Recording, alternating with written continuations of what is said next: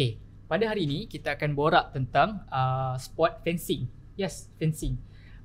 Yang main pedang-pedang tu. Okay, so actually aku pun baru tak minat sangat pasal fencing ni. Sebab waktu aku kecil pun aku selalu tengok dekat TV ni just selalu lalang je. Sebab waktu kecil tu dia orang kata tak sukan ni tidak sepublic apa pun, orang tak war-warkan sport ni sangat. Tapi hari ni ada kawan aku kat sini, bersama kawan aku yang dia dah sampai level sukma dah pun dalam sport fencing ni. So should be opportunity untuk aku tahu lebih mendalam pasal fencing hari ni. So bersama aku Ali Rida bin Ismaili.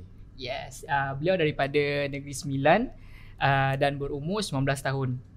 Jadi sebelum aku tanya sebelum aku tanya pelbagai basic pasal fencing ni, aku nak cerita sikit pasal dekat korang tentang original fencing ni. So apa yang aku baca lah, apa yang aku baca Tadi baca.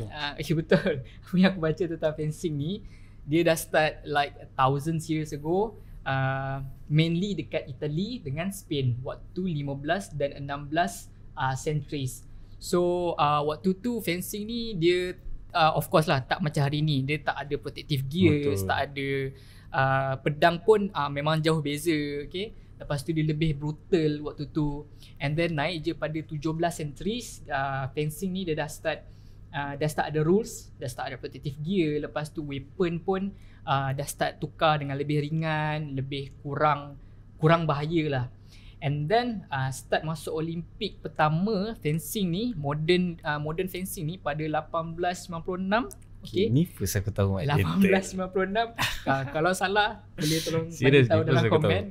Okay, first masuk Olimpik sport fencing ni. Yes, waktu tu dah start ada yang three types fencing tu. Apa dia? Kita ada saber, kita ada foil, kita ada AP. Okay, alright, itu je lah yang aku dapat baca pada origin fencing ni. So untuk lebih mendalam, mari kita tanya pada pakar